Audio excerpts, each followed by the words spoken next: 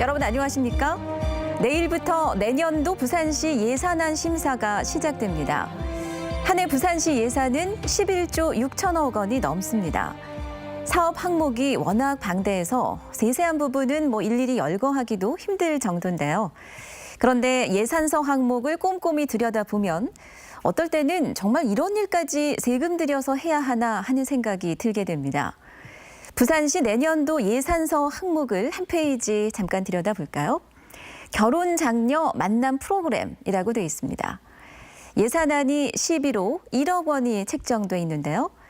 선남 선녀 페스티벌에 5천만 원, 그리고 직장 단위 만남 행사에 5천만 원. 사업 내용은 미혼 남녀의 적극적 만남 기회 제공으로 되어 있습니다. 자, 또 다른 페이지를 볼까요? 결혼 이민자 통번역 서비스 지원이란 항목입니다. 예산안은 2억 원이 넘습니다. 내용은 결혼 이민자의 가족과 사회생활에 필요한 의사소통 지원이라고 되어 있습니다. 지난해 통번역 서비스 실적이 12,000여 회나 됩니다. 그런데 정말 이게 세금이 투입돼야 하는 사업들일까요? 이만은 기자의 리포트를 한번 보시겠습니다. 부산시는 매년 저출산 대책의 일환으로 미혼 남녀의 만남을 추선하고 있습니다. 예산을 보면 선남 선녀 페스티벌 5천만 원, 직장 단위 만남 5천만 원, 청춘 만남 페스티벌 3천만 원. 남녀 지원자를 모집해서 행사를 개최하는데 행정사무감사에서 중복 사업이라는 지적을 받기도 했습니다. 의원님들이 이게 조금 너무 행사성이다. 비슷한 행사가 있는데 굳이 또 하나 이런 내용이 있었어요. 결혼 이민자들을 위한 통역 서비스도 세금으로 해줍니다. 의사소통이 되지 않는 시어머니와 며느리, 병원이나 관공서를 방문할 때도 전문 통역사가 직접 통역을 해줍니다. 다문화센터에 통번역사가 다 위치가 되어 있거든요. 이 통번역사가 직접 가서 같이 동행해서 통번역을 해주고 있습니다. 매달 5만 원이나 10만 원씩을 저축하면 부산시가 그만큼을 1대1로 매칭해서 지원하는 사업도 있습니다. 대상은 생계급여 수급자나 차상위층, 저소득 근로청년 등 통장 종류만 5개에 5천여 명이 가입하고 있습니다. 내년도 부산시 전체 예산은 11조 6,771억 원. 이 가운데 복지건강국과 여성가족국의 복지성 예산만 4조 5,843억 원으로 전체 예산의 40%에 육박합니다. 복지 예산이라는 명목으로 혹시나 혈세가 줄줄 새고 있는 건 아닌지 관심과 점검이 필요한 시점입니다. MBC 뉴스 이만흥입니다. 네, 수중 방파제, 이걸 잠재라고 부르는데요. 얼마 전 해운대 수중 방파제가 부실하게 지어진 것 아니냐는 보도를 해드렸습니다. 잠재는 해안 침식을 막아주고 모래 유실을 방지하기 위해서 지어진 시설이죠.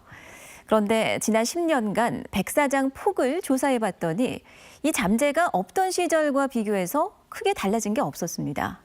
송광모 기자가 자세히 전해드립니다. 바닷속에 설치된 수중 방파제입니다. 한눈에 봐도 듬성듬성. 수중 촬영을 해봤더니 일부 구간은 상단이 아예 텅 비어 있었습니다. 침식을 줄이고 쓸려 내려오는 모래를 잡는 시설인데 테트라포드 2단 이상을 연속적으로 쌓아놓았을 때나 가능한 얘기입니다. 해양수산부는 해수욕장 양옆 500m 구간에 이 수중 방파제를 포함한 모래 유실 방지 시설을 지었습니다. 효과가 있었을까? 지난 10년간 해운대 백사장의 폭 변화를 살펴봤습니다. 두 차례 58만 세제곱미터 규모 모래를 부으면서 백사장 폭은 2015년 84m로 2배 넓어졌습니다. 이 시기 수중 방파제, 즉 잠재가 설치됐는데 4년이 지난 지금 백사장 폭은 15m가 줄었습니다. 잠재가 없던 시절과 비교해 큰 차이가 없었습니다. 우리 수에서 저렴하고는 조금씩의 차이는 있어요. 양진하기 전, 양진하고 나서 그다음에 감소하는 거는 그런 걸로 본다면 좀 비슷하게 나가고요. 올해 초 부산 해양수산청의 모니터 자료. 앞으로 3년 뒤 백사장 폭이 연안 정비 사업 때보다 20% 줄 것으로 보고 많게는 11만 세제곱미터 규모의 모래를 3년마다 또다시 부어야 한다고 나옵니다. 시설해놔놓고 어떤 또 현상이 오는지 또 사후 관리를 계속 하고 있습니다. 그 당시에는 충분히 막을 거다 해가지고 설계를 이 안으로 잡았는 거잖아요. 완전히 막는다는 건 자연의 지상. 혈세 320억 원이 투입된 사업.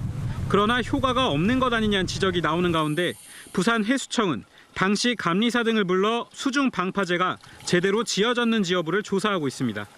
MBC 뉴스 송광모입니다. 오늘 2019학년도 수능 개별 성적표가 배부됐습니다. 수험생들은 성적표에 만감이 교차했을 듯 싶은데요. 올해 수능은 국어를 비롯한 주요 과목의 난이도가 전반적으로 높아서 역대급 불수능으로 확인이 됐죠. 수능 최저 등급을 맞추지 못한 부산 학생들은 정시로 대거 몰릴 것으로 보입니다. 김윤아 기자입니다. 한 명 한 명 이름이 불리고 수험생들이 성적표를 받아갑니다. 긴장감과 실망감이 교차하는 순간 마음이 무거워집니다. 좀 허탈한 것 같아요. 여태까지 열심히 했다 했는데 결과가 별로 그렇지 못한 것 같고 좀 아쉬움이 좀 많이 남네요. 역대 수능 중 최고난도를 보였던 국어. 부산 지역 수험생들도 타격이 컸습니다.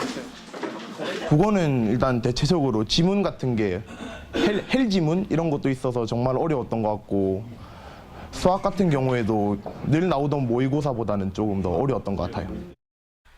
문제의 국어 과목 표준 점수 최고점은 150점. 지난해보다 무려 16점이나 올라 2005년 이후 최고점을 기록했습니다. 지난해 3,000명이 넘었던 수능 국어 만점자는 고작 148명에 그쳤습니다. 부산대와 부경대 등 부산 상위권 대학은 최저 등급 컷을 두고 있는 상황. 최저 등급을 맞추지 못한 수험생들이 대거 정시 모집으로 방향을 틀면 하향 안정 지원이 늘어날 전망입니다. 점수를 분석해서 표준 점수를 반영하느냐, 백분위를 반영하느냐, 또 이제 가중치나 가산점 이런 것들이 있는 대학들을 잘 찾아서 가는 것들이 핵심 전략이 될 수 있겠습니다. 입시 전문가들은 정시에선 대학마다 과목별 가중치의 영향력이 큰 만큼 이를 반드시 확인해서 지원할 필요가 있다고 말합니다. 또 표준 점수의 단순 합의나 입시 업체의 예상 합격선을 절대 지표로 활용해서는 안 된다고 조언합니다. MBC 뉴스 김윤아입니다. 앞으로는 친환경차를 타야 하나 고민하는 분들 많으시죠? 부산에서도 전기차로 대표되는 친환경차를 찾는 소비자가 늘고 있습니다. 네, 수요에 비해서 정부 배정 물량이 부족할 정도입니다. 정은주 기자입니다. 지난 6월 백스코에서 열렸던 부산국제 모터쇼입니다. 9개 나라 19개 업체가 내놓은 신차 200여 종 가운데 20% 이상이 친환경 차였습니다. 미래 전동화 시장의 흐름을 선도하고자 친환경차 개발을 더욱 강화하고 있으며 2025년까지 승용 및 SUV형 EV를 지속 출시하여 글로벌 전동화 시장 경쟁력을 확보해 나갈 것입니다. 휘발유 등 내연 기관 차와는 비교할 수 없을 정도로 연비가 좋고 소음과 진동이 거의 느껴지지 않을 정도의 쾌적한 주행 환경은 친환경 차의 장점입니다. 국내 친환경차 판매도 증가 추세로 부산도 2014년 70여 대에 불과했던 전기차 등록 대수가 불과 4년 만인 올 들어 11월까지 600대를 훌쩍 넘었습니다. 하지만 부산의 경우 친환경차를 찾는 사람에 비해 부산시에 배정된 차량 대수와 보조금이 적은 것이 문제입니다. 부산시의 전기차 보조금은 500만 원, 800에서 1,000만 원인 충청 남북도와 대구 인천 600만 원보다 적고 정부로부터 배정받은 내년 전기차 보조금도 500대 분량으로 전국 17개 시도 중 최하위 수준입니다. 2, 3년 전에 비해서 문의도 많이 오시고 구매도 많이 이어지고 있습니다. 하지만 생산 물량도 모자라고 있고 보조금도 부족한 상태에서 많이 고객들이 기다리고 있는 실정입니다.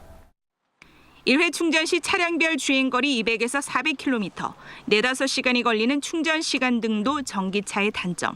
이런 단점들이 보완되고 세계 각국의 친환경 차량 정책, 완성차 업계의 마케팅까지 강화되면 전기차에 대한 관심과 구매 욕구는 더 늘 것으로 보이지만 부산 소비자들에게는 아직은 먼 얘기입니다. MBC 뉴스 정은주입니다. 오늘 부산에서는 처음으로 공직 박람회가 열려 지역 지망생들의 발걸음이 이어졌습니다. 오늘 하루 부산에서 개최된 각종 행사들을 류재민 기자가 전해드립니다. 공직 채용과 관련된 정보가 한 곳에 모인 2018 부산 공직 박람회. 취업 준비생뿐 아니라 경력직, 전문직, 취약계층들에게도 맞춤형 정보를 제공했습니다. 매년 서울에서만 열리던 인사혁신처의 공직박람회가 지역에서 개최된 것은 부산이 처음입니다. 상대적으로 공직정보에 접근이 어려웠던 지역의 지망생들의 발걸음이 이어졌습니다. 처음으로 지방에서는 부산에서 처음 하게 됐습니다. 아주 유익한 공직 후보자들에 대한 정보를 제공하는 장이 될 것입니다. 사직구장 정문광장에 거대한 김장 행사장이 마련됐습니다. 27개 롯데 계열사 임직원들이 모여 이웃들에게 나눠줄 김치를 마련한 겁니다. 롯데자이언츠 야구 선수들도 동참해 만포기 김치 담그기에 일손을 더했습니다.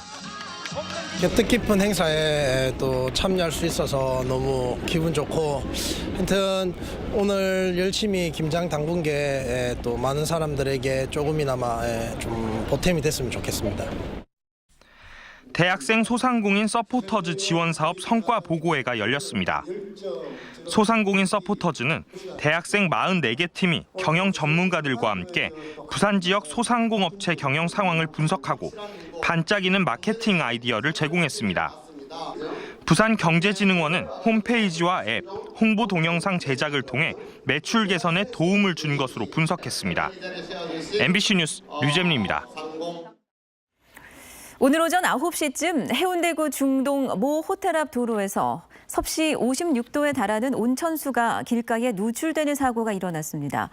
다행히 인명피해는 없었지만 한 개 차로를 막고 복구 공사가 이루어져 일대에 극심한 교통정체가 빚어졌습니다. 경찰은 지하 50m 있는 온천수를 해운대구 지역 곳곳에 공급하는 관로가 부식돼 누출 사고가 난 것으로 보고 있습니다.